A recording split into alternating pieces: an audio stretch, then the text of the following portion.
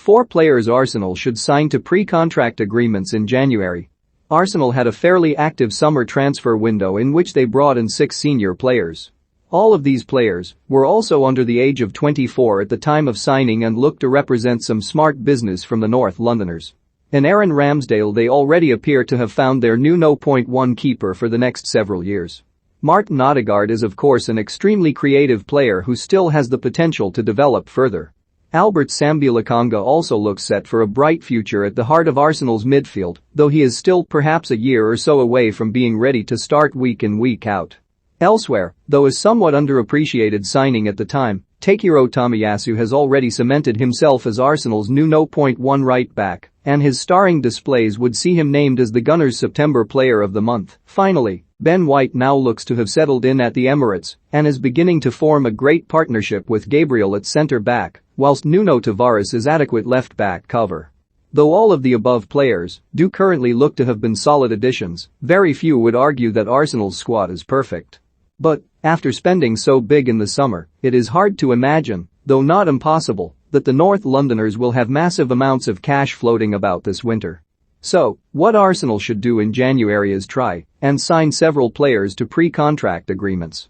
A pre-contract agreement can be struck when a player is in the final 6 months of his current deal and means that said player would sign for his new club on a free transfer at the end of the season.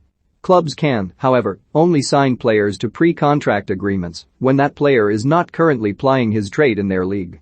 So in Arsenal's case, they cannot agree a pre-contract with any Premier League players who are set to become free agents in the summer of 2022. Despite this, there are still plenty of players Arsenal can sign to pre-contract agreements in January in order to secure them for 3 in the summer of 2022. Here are 4 players 101 believe they should target. Arsenal could be set to deal with a pre-contract agreement issue of their own during 2022. Alexander Lacazette is currently in the final year of his Arsenal deal and recent reports have suggested that he will not sign a new contract. So, it does look as though the Gunners will need to replace the Frenchman in the future. One player Arsenal could certainly do this with is Italy and Torino striker, Andrea Bellotti. Finding a top-quality centre-forward who can net 20-plus goals a season is a hard enough task in itself, but in Bellotti, Arsenal could potentially do so for free.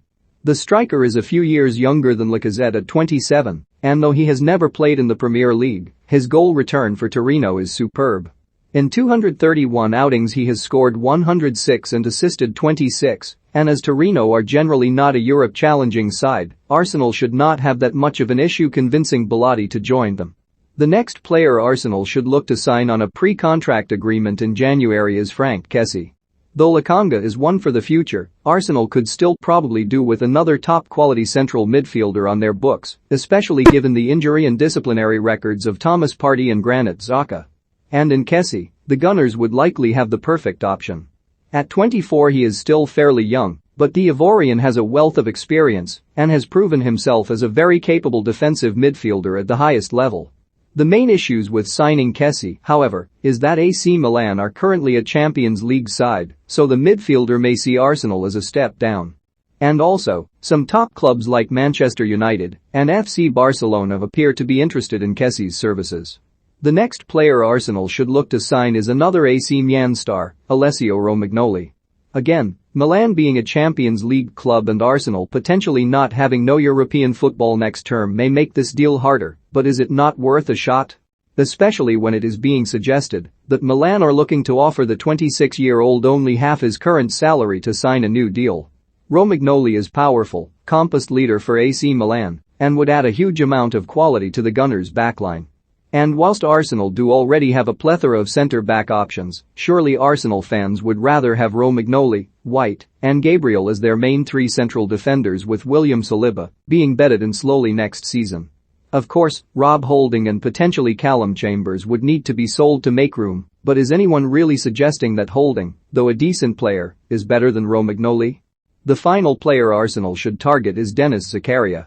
We have already discussed that Arsenal could probably do with another experienced central midfielder sooner rather than later, and though only 24, Zakaria could be that man. The Swiss international is currently plying his trade with Borussia Mönchengladbach. But the German outfit have declined somewhat of late, and as a result, Zakaria may be more open to an Arsenal switch now his current side are no longer a Champions League team. Zakaria has also, of course, already played alongside Arsenal's Xhaka for their country, suggesting it may take less time for him to gel into the squad. 3 Arsenal players that Newcastle United could target in January.